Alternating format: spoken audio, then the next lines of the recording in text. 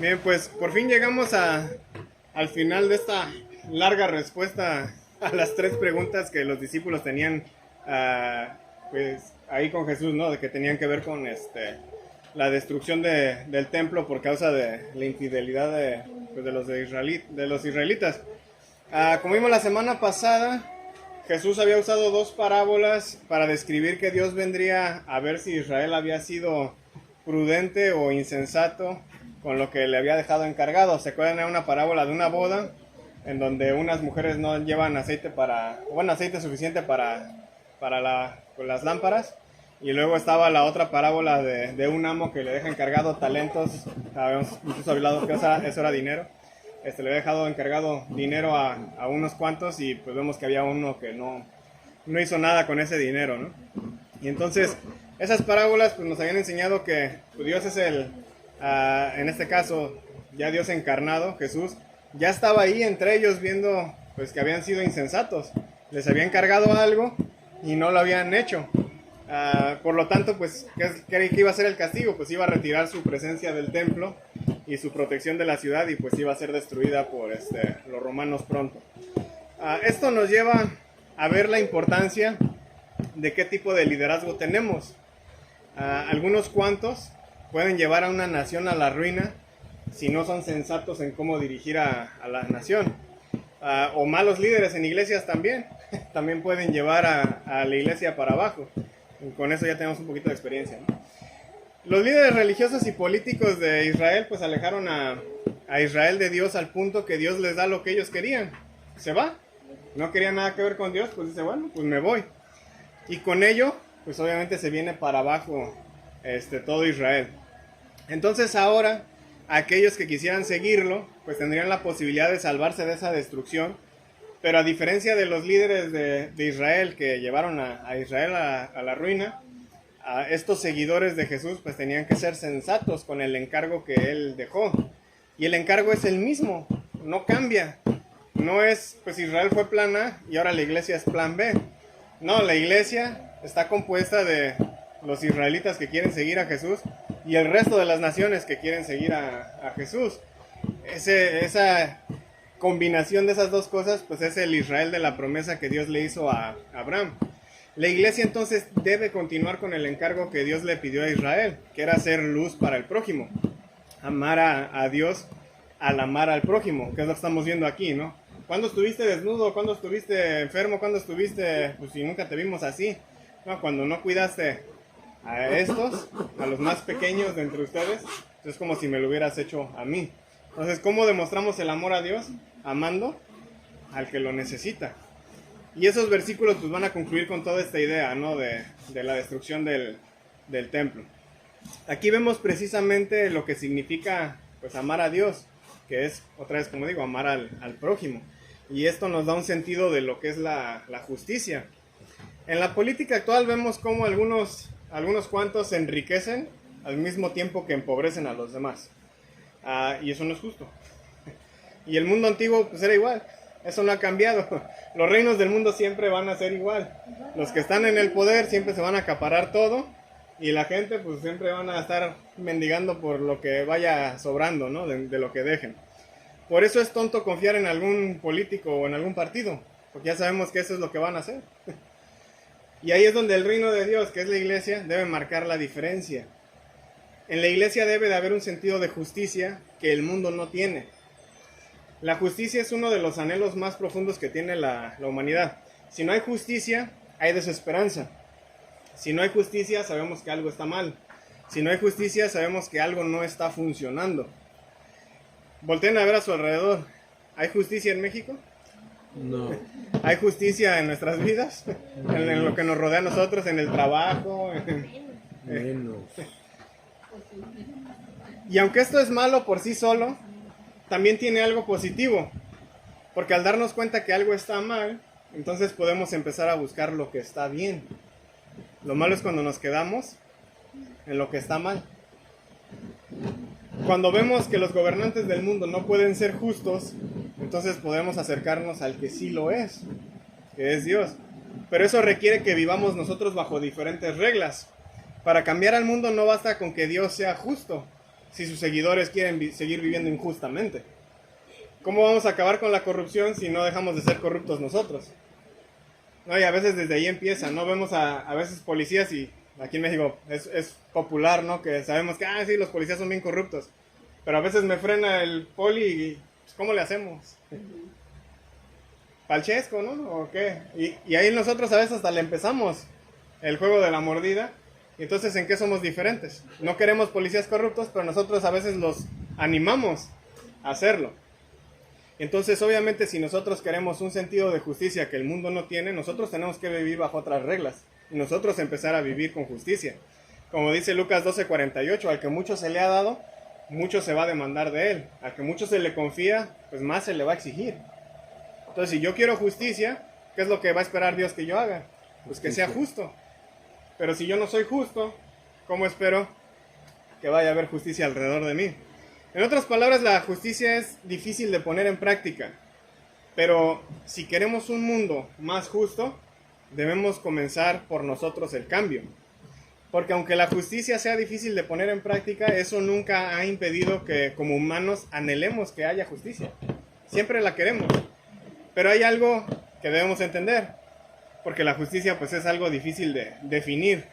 Muchas veces pensamos que la justicia es castigar la maldad y esto a veces lo confundimos con venganza. Por ejemplo, ¿no? Le pegan a tu hijo en la escuela y le dices, no, pues tú dale, si te pegan una vez, tú pégale dos. Siéntalo en el piso para que aprenda el otro a no golpearte. Es decir, nuestra definición de justicia no es restaurativa, es vengativa. No solo queremos compensación por un daño hecho, o que algo pues reemplace el daño que se nos hizo, sino que a veces queremos hasta más de lo que perdimos.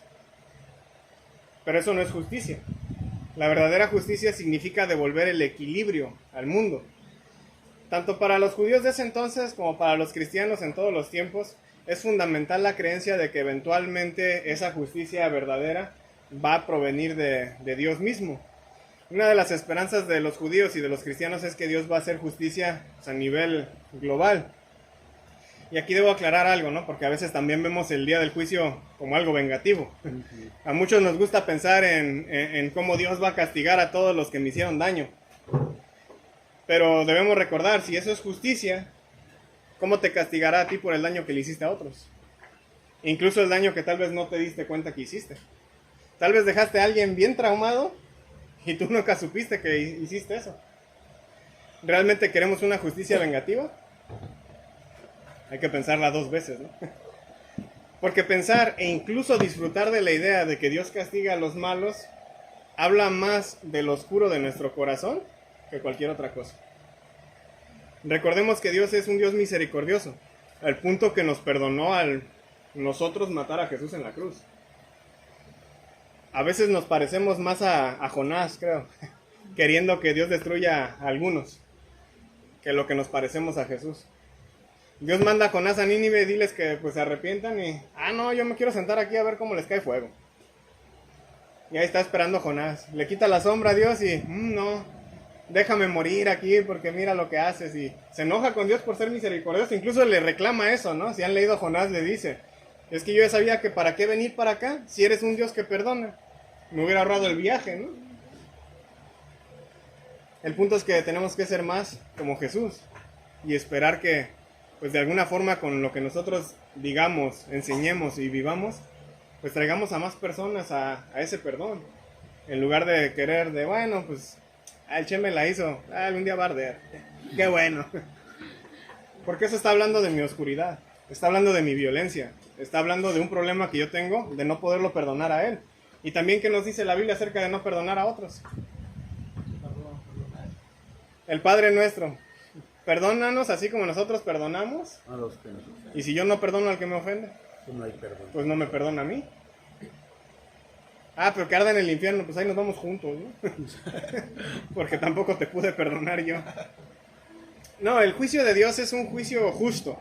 Y cada vez que la Biblia menciona la justicia de Dios, se habla de corregir el mundo, de enderezarlo. Es decir, la justicia de Dios en la Biblia es restaurativa. La justicia de Dios restaura la creación entera al propósito para el que fue creada. Por eso los que ya hemos visto, por ejemplo, Apocalipsis, vemos que al final pues es nuevos cielos, nueva tierra, es toda una nueva creación. Se restaura todas las cosas, no nada más nosotros. Pero regresando a lo anterior, ¿no? Para que esto suceda, nosotros que somos sus seguidores, debemos entonces vivir bajo ese propósito ya. Debemos dejar la corrupción atrás y traer esa justicia restaurativa de Dios al mundo, ya. Y a veces nos la pasamos esperando hacia el futuro todo. Pues en algún punto Dios va a arreglar todo, pues nos esperamos hasta ese día. Pero si tú, como iglesia, como cuerpo de Cristo, que tienes que estar llevando a cabo las acciones que piensa Cristo, no estás haciendo esa chamba, ¿cómo esperas que vas a tener esa entrada al final? Si no quisiste empezar a restaurar aquí, ¿cómo crees que vas a disfrutar de eso allá? Y esa es la imagen que se nos presenta en esta sección. Y a veces no lo vemos porque, como hemos visto en todo Mateo 24, casi siempre lo leemos enfocado al fin del mundo, erróneamente. Ya hemos ido viendo cómo, pues en su contexto, Jesús está hablándoles muy directamente para el tiempo de ellos, que estaban pues a unos cuantos años de ser destruidos por las malas decisiones del liderazgo que había tenido Israel. Pero nuevamente nos saca de onda a veces versículos como el 31, ¿no? De que habla de la de la venida del Hijo del Hombre, porque tampoco leemos el contexto lejano que Jesús está citando. ¿Alguien recuerda qué pasaje está citando Jesús cuando habla de la venida del hombre? Lo hemos mencionado como en las últimas 4 predicaciones. ¿Qué versículo está citando Jesús? ¿Cuando habla de qué? De la venida del Hijo del Hombre. Daniel, ¿qué? Vas bien, Baldo. Ayúdenle a Baldo. Daniel hasta ahí, dile. Hasta Daniel. Ahí búsquenle en Daniel. Dice. Daniel 7, 13 y 14. Alguien, si tienen los versículos todavía en los que estamos, alguien lea los versículos 31 y 32 en voz alta, y alguien más busque Daniel 7, 13 y 14 para que vean cómo está ahí la comparativa. Daniel 7, 13 y 14. Daniel 7, 13 y 14. ¿Tú tienes el de Mateo? Ok, 31 y 32, ¿qué dicen? Pero 13, cuando el Hijo 14. del Hombre venga en su gloria y todos los ángeles con él, entonces él se sentará en el trono de su gloria, y serán reunidas delante de él todas las naciones, y separará unos de otros como el pastor separa las ovejas de los cabritos. Ok. Che. El de Seguí Daniel. mirando en las visiones nocturnas y en las nubes del cielo. Venía uno como un hijo de hombre, que se dirigió al anciano de días y fue presentado ante él. Y él fue dado, y le fue dado dominio, gloria y reino, para que todos los pueblos, naciones y lenguas le sirvieran. Su dominio es un dominio eterno que nunca pasará, y su reino uno que no será destruido. Que si se dan cuenta en la comparativa, ambos están hablando de la venida, está hablando de las naciones siendo reunidas, siendo pues puestas bajo el dominio pues del Hijo del Hombre, ¿no? Nuevamente les recuerdo, ¿no? La dirección en la que el Hijo del Hombre está yendo ahorita es hacia dónde? Hacia arriba, no hacia abajo. La venida del Hijo del Hombre es desde la perspectiva del cielo. Daniel nos está contando esto desde la perspectiva que él está teniendo en una visión desde el cielo. Entonces él desde allá dice, vi al Hijo del Hombre venir, pero ¿hacia quién está viniendo? Pues hacia el anciano, que es en este caso Dios, ¿no? Y dice, está viniendo hacia el trono. Desde la perspectiva de la tierra se está yendo. Pero como otra vez casi nunca leemos de dónde está citando, pues pensamos que está hablando de la segunda venida. Pero aquí todo está hablando apenas de cuando se va a ir. Esto es lo que va a suceder después de que Jesús resucita y pasa un poco de tiempo con los discípulos y luego asciende. Esa ascensión de Jesús representa 2 cosas. La primera, hay que recordar, Jesús es Dios. Entonces, al él irse, ¿qué es lo que se está yendo de ahí de entre Israel? Me anda cayendo cosas aquí. Al él irse, ¿qué se está yendo de Israel? Pues se está yendo la protección, porque se está yendo, ¿qué? La presencia de Dios. Dios mismo se está retirando de ahí. Precisamente el castigo que en estos capítulos dijo que le daría al pueblo por haber abandonado a Dios, es lo que él va a hacer al irse. Es como digo, a veces leemos cuando él se va y lo vemos como de, ay, qué bonito, ¿no? Se fue en una nubecita y adiós, ¿no? Y saludando a todos como si fuera Goku en la nube voladora. Y adiós, ten chinjan, ¿no? Y ahí bien bonito leemos todo eso. Pero la idea, pues es un tanto más triste, porque Dios se está retirando. Lo quisieron tan lejos de ellos, así que lo corrieron incluso a clavazos en una cruz. que él dice, bueno, no me quieren aquí, pues nos vamos. Entonces la primera parte de esa ascensión, pues eso es lo que está pasando, ¿no? El castigo es ese, está retirando la presencia, y la presencia, pues al irse, pues los deja abiertos a la destrucción. La segunda, como ya habíamos visto hace algunas predicaciones, es que también esa ascensión representa su vindicación. Los líderes políticos y religiosos de su tiempo lo quisieron muerto, y él resucitó. Pero no solo resucitó, sino que subió a sentarse en el trono de Dios para gobernar incluso sobre aquellos líderes que lo mataron. Se puso sobre ellos, a final de cuentas. Eso es lo que nos están describiendo los primeros versículos que estamos leyendo aquí. Jesús se sienta en el trono de su gloria y desde ahí observa todas las naciones, y como buen pastor que es, está separando a las ovejas de los cabritos. Para que tengan un poco de contexto, no sé si vieron ahí bueno, algunos sí lo vieron, en el WhatsApp les mandé una foto de unos animalitos. Ahí Chive ya empezó a poner un buen de ideas ahí para predicaciones. Pero para que tengan un poco de contexto ahí en esa foto, en el Medio Oriente las ovejas y las cabras usualmente pastaban juntas. Bueno, hasta la fecha todavía los que tienen pastan juntas, pero por la noche es necesario separarlas porque las cabras son menos resistentes al frío, porque pues obviamente las ovejas pues tienen lana y cuando tienes lana pues tienes más casa, ¿no? Entonces, chive, luego la lana. No, cuando tienes lana pues obviamente la lana las cubre del frío, son más resistentes, pero las cabras no tienen eso.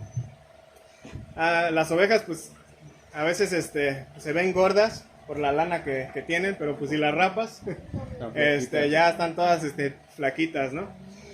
En ocasiones es difícil distinguir entre ovejas y cabras, porque a veces tienen el mismo color incluso.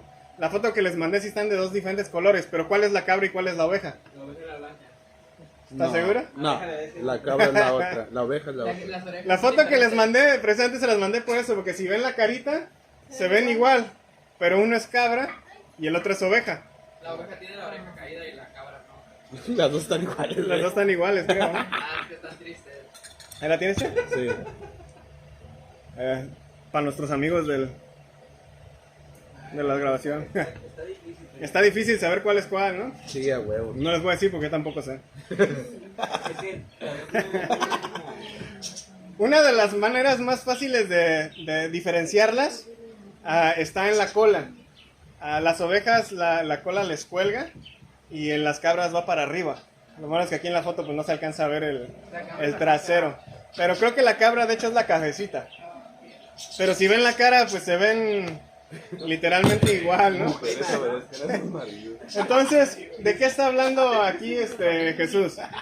Aunque el veredicto final va a ser en la segunda venida, el juicio comenzó desde que Jesús ascendió. Desde el trono él ya está viendo quién es quién. Entonces a veces pensamos el juicio como de, sí, cuando él venga y ya de repente pues igual y tengo chance en los últimos momentos de arrepentirme para irme para allá. Pues no, él ya está sentado ahí viendo, él ya está sentado juzgando lo que está pasando. Te estás esperando el último día, cuando él ha estado viéndote toda la vida.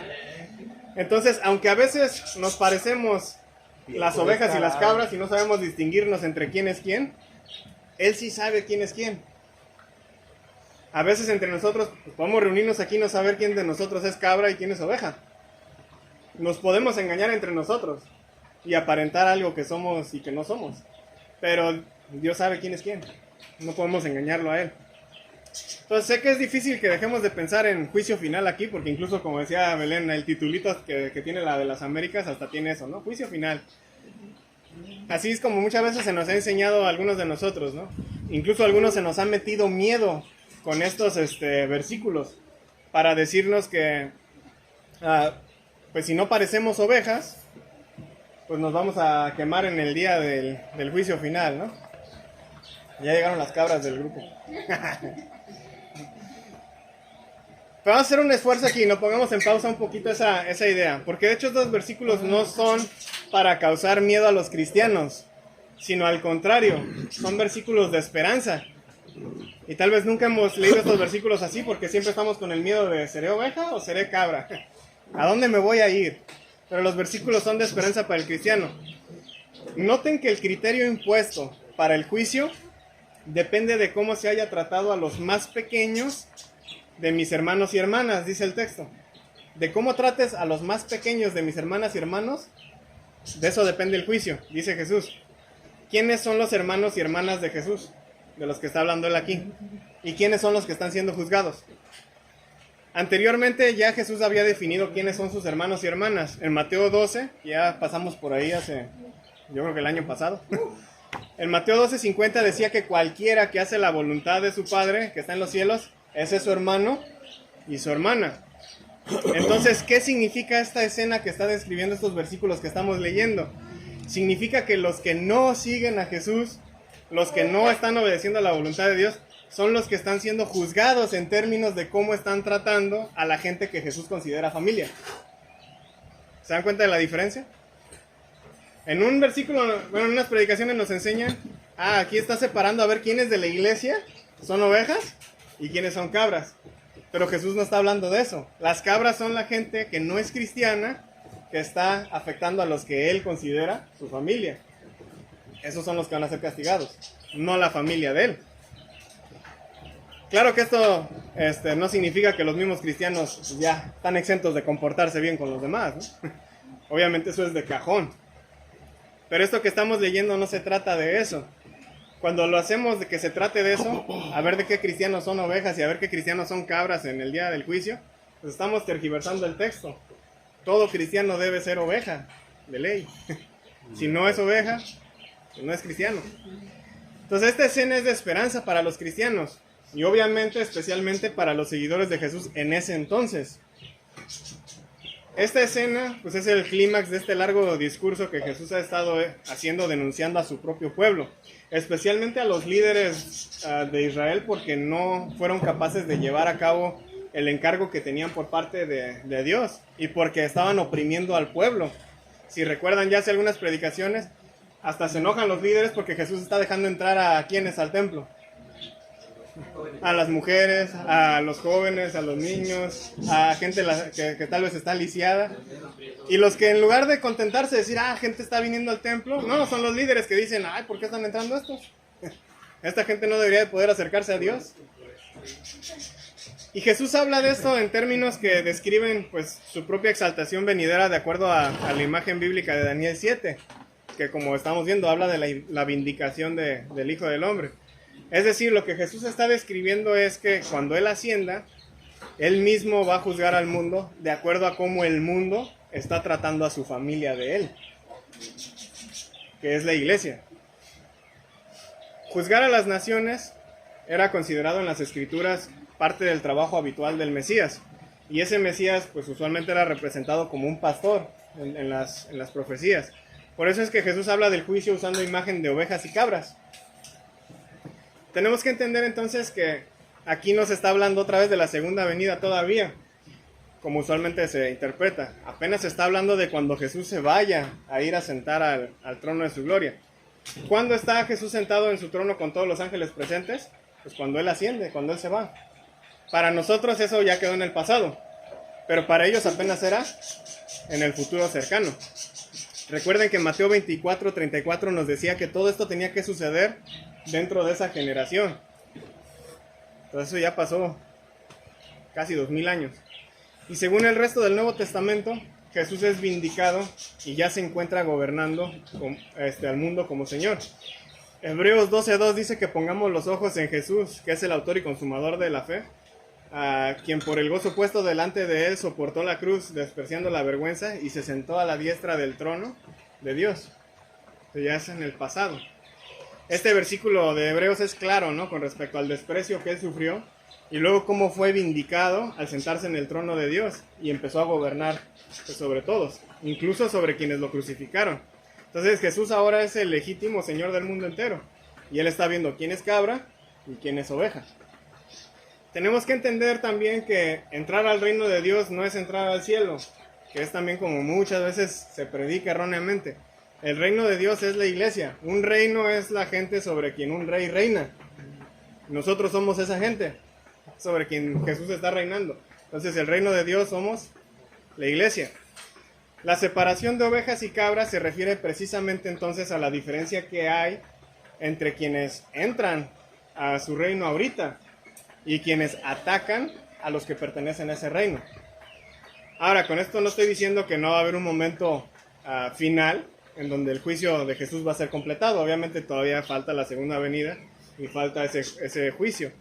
Pero lo que Jesús ya nos está enseñando aquí es que al momento de que Él asciende, Él ya va a estar sentado juzgando qué es lo que sucede a lo largo de la historia humana, desde su resurrección y ascensión, hasta que Él venga de nuevo para darnos el veredicto final. Romanos 2:16, por ejemplo, nos dice que Dios juzgará los secretos de los hombres mediante Cristo Jesús. Segunda de Corintios 5:10 nos dice que todos debemos de comparecer ante el tribunal de Cristo para que cada uno sea recompensado por sus hechos estando en el cuerpo, de acuerdo con lo que hizo, sea bueno o sea malo. Entonces Él está juzgando toda la vida. Como digo, a veces nos enfocamos nada más en el final, ¿no? Y hay gente que nunca quiso saber nada de Dios, ¿no? Fue ateo con a más no poder toda la vida. Pero ya en el momento que se está muriendo y le dio miedo, ahora sí, tráeme un sacerdote, tráeme a un predicador, tráeme a quien sea y a ver que todos me manden para el cielo de una vez. En una ocasión a mi abuelo lo invitaron precisamente en algo similar. Y ahí estaba uno de los testigos de Jehová, estaba del católico, estaba de mormones, estaba de cristianos, estaba de evangélicos, estaba de todos. Ahí había como 6, 7 de diferentes iglesias. Y él es que para asegurarme de que si no me voy a una, me voy al del otro. Pero toda su vida, ¿cómo la vivió? Entonces tenemos que pensar que lo que está juzgando Dios es pues, toda la vida de uno, no nada más el último momento. De hecho, a veces también pensamos, ¿no? Si Jesús viene y me encuentra en pecado, no, pues ya perdí, ¿no? Ya me fui al infierno, ya me morí. Pero la pregunta es: ¿a quién no nos va a encontrar en pecado cuando Él venga? No a todos. Pues lo más seguro es que a todos. Una mentira que se me salió y ¡ay! Ya llegó. Borrón y cuenta nueva. Antes de que subamos de una vez, perdóname, ¿no? O sea, entonces tenemos que entender que lo que Jesús está juzgando es pues toda la vida de la persona, que es lo que hicimos en toda la vida.